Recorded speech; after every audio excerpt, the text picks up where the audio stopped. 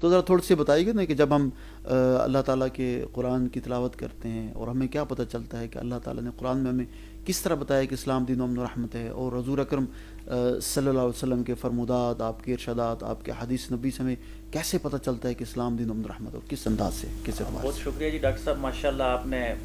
دنیا میں جب ایک برننگ ایشو چل رہے ہیں تو آپ نے امن کا دیپ جلایا، میں سمجھتا ہوں آن لائن آج یہاں بیٹھ کے، اور انٹرو میں بھی خوبصورت آپ نے جو آیات بینات کی تلاوت کی ہے، وما ارسلناک الا رحمۃ للعالمین، کہ رب نے جو صحیفہ انقلاب و اصلاحات میں اپنا تعارف اور اپنے محبوب صلی اللہ علیہ وآلہ وسلم کا تعارف کروایا تو وہ کسی ایک قبیل کے ساتھ جوڑتے ہوئے نہیں فرمایا، بلکہ یہ کہا کہ رب العالمین۔ قرآن کی ابتدا ہوتی ہے الحمدللہ رب العالمین، کہ صرف مسلمانوں کا رب نہیں بلکہ پورے عالمین کا رب، اور حضور علیہ الصلوۃ والسلام کا جب تعارف ہوتا ہے تو وما ارسلناک الا رحمۃ للعالمین، گویا کہ ایک تو ہماجیتی ڈیفینیشن ہو گئی۔ اب اس ڈیفینیشن کے بعد جو اسلام آیا، لفظ اسلام سلام سے، اور اس کا مادہ اشتقاق ہی امن ہے، سبحان اللہ۔ یعنی آپ دیکھیے ہمارا جو دین ہے، باقی مذاہب میں دنیا میں، لیکن اسلام جو ہے یہ مذہب نہیں، یہ مکمل دین ہے، اور دین کو کہتے ہیں یہ کوڈ آف لائف ہوتا ہے پورے کا پورا، جس طرح آپ نے کہا کہ ادخلوا فی السلم کافہ، کہ اسلام کے اندر پورے کے پورے داخل ہو جاؤ، تو اس میں آپ کے عبادات بھی آگے، معمولات بھی آگے، آپ کی سوشل لائف بھی آگے، اور آپ کی نجی زندگی بھی آگے۔ معلوم یہ ہوا کہ انفرادی طور پہ رہیں تب بھی پرسکون رہیں، اجتماعی طور پہ رہیں تب بھی پرسکون رہیں، اور عالمی طور پہ رہیں، قومی طور پہ رہیں تب بھی پرسکون رہیں، تب بھی ہم سلامتی کی طرف آ سکتے ہیں۔ اور پھر اسلام کا حسن دیکھیے کہ اس سے بڑھ کر امن کا دین کیا ہوگا، کہ لوگ تو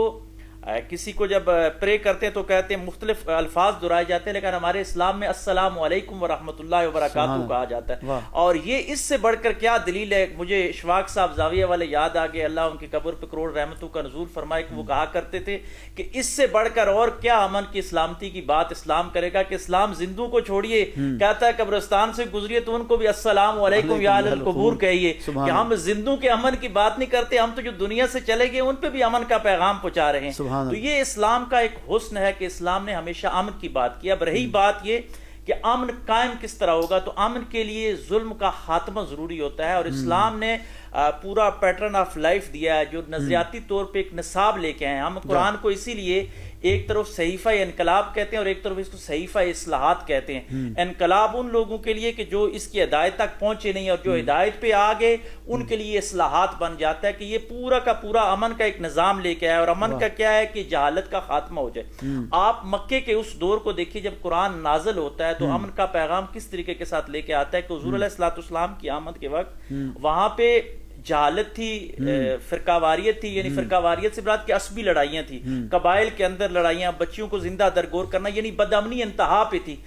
اب پورا جب ایک گند اور ایک ایسی کیفیت بنی ہو تو اس کو ایک لفظ کے ساتھ اسلام نے فرما دیا واضح، کیا پہلی وہی کیا آتی؟ اقرا باسم ربک الذی خلق۔ اقرا پڑھ سے مراد گویا کہ جب جہالت کے اوپر آپ اقرا علم کا نور لے آتے ہیں تو علم کی روشنی یہ ہوتی ہے کہ امن پھیلانے میں پہلی کرن ثابت ہوتی ہے۔ کسی بھی معاشرے میں اگر آپ امن لانا چاہتے ہیں تو سب سے پہلے اس معاشرے کو ایجوکیٹ کرنا ہوگا، اور اسلام نے پہلی وہی پہلے لفظ سے ہمیں یہ سبق دیا کہ اقرا۔ پھر حضور علیہ الصلوۃ والسلام کا اس میں ایک خوبصورت پیغام ہے اس وحی کی روشنی میں جو آتا ہے کہ 3 دفعہ جبریل علیہ السلام اقرا کہتے ہیں، لیکن حضور علیہ الصلوۃ والسلام نہیں جواب دیتے جب وہ کہتے ہیں اقرا باسم ربک الذی خلق، پھر حضور علیہ الصلوۃ والسلام جواب دیتے ہیں۔ یہاں حضور لوگوں کو امن کا ایک پیغام دے رہے ہیں کہ تعلیم وہی جو باسم ربک سے تمہیں ملا دے، اپنے خالق سے جب آپ مل جاؤ گے تو آپ دنیا کے لیے پرامن بن جاؤ گے۔ یہ وہ اسلام کا خوبصورت پیغام ہے جو اسلام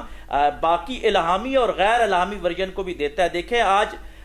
جدید دور میں لوگ کہہ رہے ہیں جی کہ محبت اور جنگ میں سب کچھ جائز ہے، لیکن میں قربان جاؤں اپنے دین اسلام پہ کہ اسلام نے جنگ کے بھی ضابطے مقرر کر دیے، اور ہمارا وہ 23 سال کا سنہری دور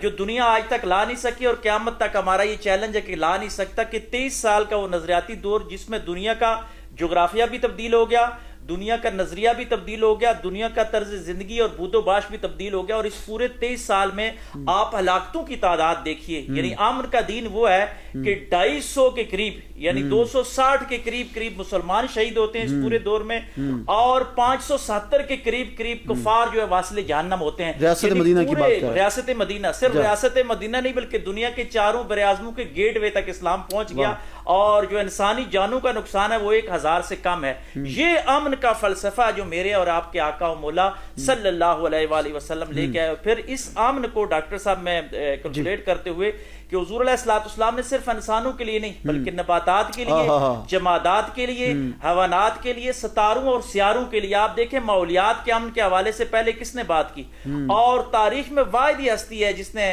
جمادات کے حقوق کی بھی بات کی کہ حضور علیہ السلام جس ممبر پہ بیٹھا کرتے تھے، یہ حصوں کی گفتگو بھی ہمارے اسلام نے سکھائی ہے. بے جان لکڑی کسی کے ساتھ گفتگو نہیں کرتی، لیکن جب امن کا پیغمبر اس کے اوپر بیٹھتا ہے تو وہ جب وہاں سے ہٹا دی جاتی ہے تو وہ رونے کی آواز آتی ہے اور امن کا پیغمبر ہی سن سکتا ہے. ہم تو فخر کرتے ہیں کہ ہمارا وہ دین ہے جو لکڑیوں کے حقوق کا بھی خیال کرتا ہے، ان کے جذبات کا بھی خیال کرتا ہے. فرمایا تو یہاں رہنا چاہتی ہے، ساتھ یہ جنت میں میری آمد نشینی چاہتی ہے. تو یہ اسلام کا ایک اصول ہے، اگر ہم اس کو فالو کریں گے تو میں سمجھتا ہوں دنیا میں امن ہی امن ہے. جی خوبصورت بات. طاہر حیات صاحب، اسلام دین و امن و رحمت. جی سب سے پہلے تو میں آپ کا شکر گزار ہوں، آپ نے ایسے خوبصورت نشست کا مجھے حصہ بنایا ہے جی، اور ایک دلچسپ موضوع ہے. میں قرآن مجید فرقان حمید کی ایک آیت کا ترجمہ پیش کرتا ہوں. اللہ رب العزت نے ارشاد فرمایا بھائی جس بندے نے کسی ایک جان کو قتل کیا ظلم کرتے ہوئے یا فساد فی الارض کرتے ہوئے تو گویا کہ اس نے پوری انسانیت کو قتل کر دیا. اور نبی پاک صلی اللہ علیہ وسلم نے جب مسلمان کی تعریف بیان کی نا تو حضور سید عالم صلی اللہ علیہ وسلم نے، اب دیکھیں رحمت للعالمین عروج پر ہے. وہ دور ہے کہ 13 سال نبی علیہ السلام نے ظلم برداشت کیا، نہ کوئی عبادت کرنے دیتا ہے، نہ کوئی معاشرے میں تبلیغ کرنے دیتا ہے، نہ ہی کوئی دین اسلام کی ترویج کرنے دیتا ہے، نہ ہی کوئی زندگی گزارنے دیتا ہے. ایسا دور بھی آیا کہ 3 سال شیب ابی طالب میں کاٹ دیا. لیکن مسلمان کی تعریف بیان کرنے لگے تو نبی علیہ السلام نے ارشاد فرمایا المسلم من سلم المسلمون من لسانہ و یدہ. مسلمان وہی ہے جس کی زبان سے، جس کے ہاتھ